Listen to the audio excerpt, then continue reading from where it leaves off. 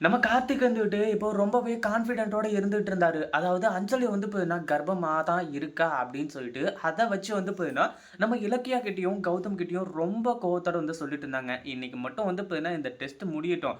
அதுக்கப்புறம் உங்க 2 பேருக்கும் இருக்கு. என் பொண்டாட்டி மேலேயே பொய் கேஸ் போடுறீங்களா?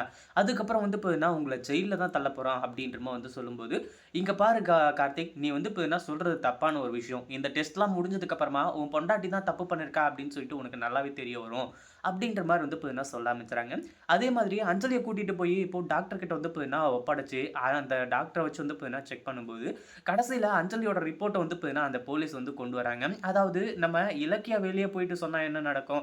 நீ பொய் சொல்ற அப்படி இப்படின்ற மாரி வந்து சொல்லுவாங்க. அதனால இலக்கியா சொல்லிட்டாங்க, மேடம் நீங்களே கொண்டு போயி கார்த்திக் அதாவது இவளோட புருஷன்கிட்ட காட்டுங்க.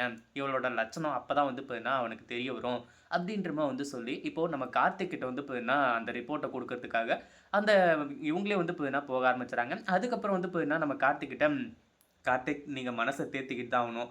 ஏன்னா, அஞ்சலி இத்தன நாளா இலக்கியாவும், கௌதமும் சொல்ற மாரி உங்கள வந்து பார்த்தீங்கன்னா ஏமாத்திட்டு தான் இருந்திருக்கா, அப்படின்ற மாரி வந்து சொல்லும்போது, மேடம் என்ன சொல்றீங்க நீங்க? அப்படின்ற மாரி வந்து கேட்க ஆரம்பிச்சுறாரு.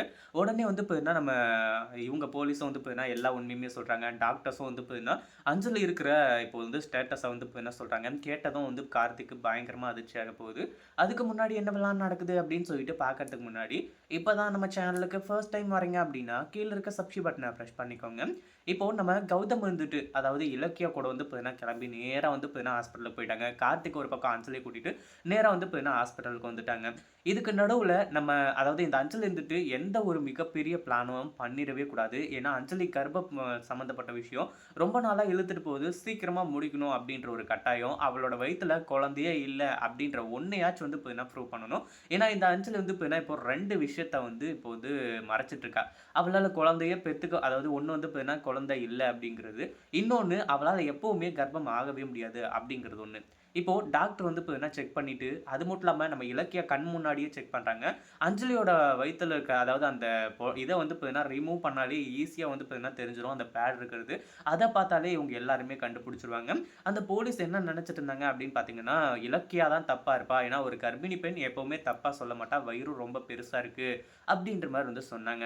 ஆனா வயிறு பெருசா இருக்கிறதுக்கான காரணம் இதுதான்னு சொல்லிட்டு அவங்களுக்கு வந்து தெரியல. நம்ம கார்த்திக் கிட்ட வந்து சொல்லும்போது, இல்ல நீங்க ஏதோ வந்து இப்ப என்ன கோல்மால் பண்றீங்க. அது மட்டும் இல்லாம என் பொண்டாட்டி கர்ப்பமா தான் இருக்கா. அதுவும் ரெட்ட குழந்தைய சுமந்துட்டு இருக்கா. நீங்க என்னடான்னா ஒரு குழந்தை கூட இல்ல. அவ கர்ப்பமாவே இல்லன்னு சொல்லிட்டு வந்து சொல்றீங்களே. அப்புறம் எப்படி வயிறு அவ்ளோ பெருசா இருக்கு? அப்படின்னு சொல்லிட்டு நம்ம கார்த்திக் வந்துட்டு பயங்கரமா சண்டை போட ஆரம்பிச்சுறாங்க.